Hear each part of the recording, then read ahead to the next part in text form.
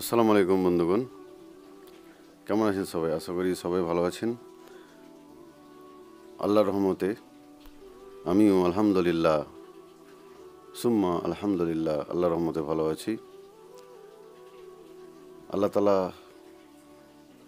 প্রত্যেক মানুষকে শিক্ষার সুযোগ দিক, প্রত্যেক মানুষ শিক্ষা পাক, এটাই আমি দোয়া করব আল্লাহ তাআলার কাছে, যাতে যাতে করে মানুষ তার সৃষ্টিকর্তাকে জানতে পারে এবং বুঝতে পারে। এটাই শিক্ষার উদ্দেশ্য। আর আমরা সবাই জানি কোরআনের প্রথম আয়াত ইকরা বিসমে রাব্বিকাল আলা, যে পড়ো তোমার রবের নামে। কিন্তু কোরআনের কথাই প্রথম কথা এসছে পড়া নিয়ে, পড়াশোনার তাগিদের ব্যাপারে। তো আমি আজকে আপনাদের সামনে বলবো যে একজন শিক্ষক এবং একজন ছাত্র, এই যে শিক্ষা, এই যে পড়াশোনার যে মাহল যে তৈরি করা হয় একটা বিদ্যালয় বা একটা মাদ্রাসার মধ্যে, এই যে শিক্ষক এবং ছাত্রের যে সম্পর্ক যদি ভালোভাবে না হয়, যদি একটা শিক্ষক কেমন হবে? ধরে নেন একটা ফুল পানির বালতি আছে, একটা ফুল পানির বালতি আছে,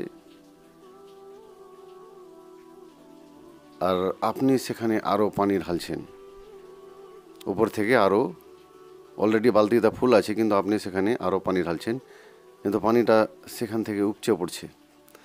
দেখবেন চারিদিকে পানিটা উপচে পড়বে এক সময়, যে বালতিটা ফুল আছে, পানি ঢালতে আছেন, সেখানে উপচে পড়ছে। তো একজন শিক্ষকও সেরকম হওয়া উচিত আমার মতে একজন শিক্ষকের সেরকম হওয়া উচিত। একটা ফুল বালতি যেভাবে পানি উপচে পড়বে এক পর্যায়ে, যখন বালতিটা ফুল হয়ে যাবে, তো একজন শিক্ষকের দায়িত্ব সেরকম হওয়া উচিত।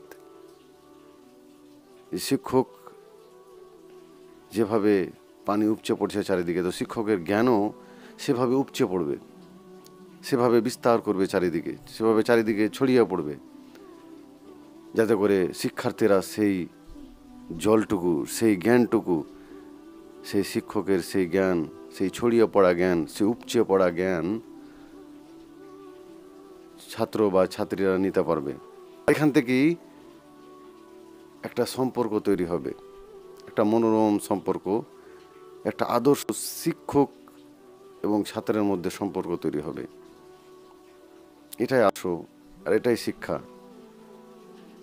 আল্লাহ তাআলা এই জন্য শিক্ষার তাগিদ দিয়েছেন, আর এই জন্য আলেমদের আল্লাহ দায়িত্ব দিয়েছেন যে তারা যাতে মানুষকে শিক্ষা দেয়, তারা যাতে ছাত্র সমাজকে শিক্ষা দেয়। তা ছাত্ররা যেই ফিল্ডে থাকুক না কেন, একজন শিক্ষকের দায়িত্ব এরকম হবে যাতে করে তার শিক্ষা, তার জ্ঞান একটা পূর্ণ জল ভরা বালতির মতন চারিদিকে উপচে পড়ে, সেরকম তার জ্ঞান উপচে পড়বে।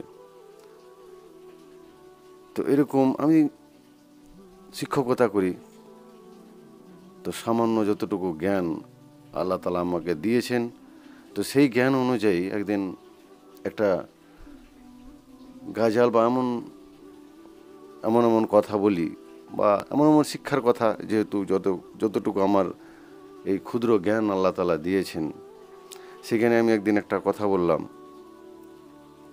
যে আমার শিক্ষকের ব্যাপারে, বা যে আমার শিক্ষককে এভাবে শ্রদ্ধা করি,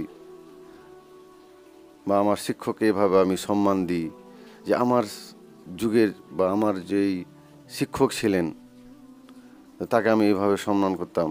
আরও এরকম এমন মোটিভেশনাল, এমন শিক্ষণীয় কথা আমার যখন শিক্ষার্থীর সামনে বললাম, তখন একটা শিক্ষার্থী বা আমার একটা ছাত্রী বা আমার একটা ছাত্র আমার দিকে এইভাবে চেয়ে থেকে গেল। মানে সে বলতে পারছে না, স্যার আপনি এমন কথা বলছেন, যে আপনি এমনভাবে কথা বললেন, গুছিয়ে কথাগুলো বললেন, কত ভাল লাগলো। তার একটা মানে নির্দিষ্ট মানে দিকে চেয়ে থাকা আমার দিকে, তা আমি সব বুঝতে পারলাম। তো আমি মনে মনে ভাবলাম, হ্যাঁ, এটাই আমার অর্জন, এটাই আমি আমার শিক্ষকের কাছ থেকে শিক্ষা পেয়েছি। যতটুকু পেয়েছি, তার যে আমার যতটুকু জ্ঞান, এই ক্ষুদ্র জ্ঞানই আমি আমার ছাত্রকে শেখাতে পারলাম, এটাই আমার সফলতা। যে একজন শিক্ষার্থী আমার দিকে এমনভাবে চেয়ে আছে, যেন তার চেয়ে থাকাটাই, যেন তার তাকিয়ে থাকাটাই আমার কাছে সব। তার তাকিয়ে থাকার মধ্যে আমি এমন কিছু দেখতে পেলাম, এমন কিছু অনুভব করলাম, যাতে করে সে যেন বলছে, স্যার আপনি আমাকে অনেক কিছু শিখিয়ে দিয়েছেন। অবশ্য তার ব্যবহার বুদ্ধি দেখে আমি অনেক খুশি, অনেক প্রশংসিত। সে আমাকে একদিন বলল যে, স্যার, আমি স্বপ্নে দেখেছি যে আপনি আমার বাবার সাথে, বেচারির বাবা মারা গেছে কিছুদিন আগে, তো সে বলল, আমার বাবা আর আপনি জান্নাতে যেন ঘুরছেন। তা আমি মনে মনে এমন দুঃখ পেলাম, মনে মনে এমন আমি কষ্ট পেলাম, মনে মনে আমি খুশি হলাম। তো আমি তাদের জন্য বা তার জন্য দোয়া করলাম, বা তাকে বললাম, আলহামদুলিল্লাহ, তোমার স্বপ্ন সত্য হোক। তো যাই হোক, এই হচ্ছে শিক্ষক আর শিক্ষার্থীর সম্পর্ক। যেমন যে একজন ছাত্র একজন শিক্ষককে এমন নজরে দেখবে, আর কোরআন ও হাদিসের মধ্যেও আছে, বা হাদিসের মধ্যেও আমরা দেখতে পাই যে মাতা পিতার পরে শিক্ষকের স্থান, মাতা পিতার পরে শিক্ষকের স্থান। তো এরকম হবে শিক্ষক আর ছাত্রীর সম্পর্ক বা ছাত্রর সম্পর্ক, যে আপনি এমনভাবে শিক্ষা দেবেন, এমনভাবে আপনার জ্ঞান উপচে পড়বে একটা পূর্ণ বালতির মতন। সেখান থেকে আপনার ছাত্ররা বা আপনার ছাত্রীরা জ্ঞান পেতে পারবে আপনার কাছ থেকে, বা জ্ঞান আপনার কাছ থেকে মানে ধরে নেবে, কুড়িয়ে নেবে। এটাই আমার কাছে আপনাদের বা আল্লাহর কাছে আমার দোয়া। তো যাই হোক, ভিডিওটা আর বেশি লম্বা করছি না।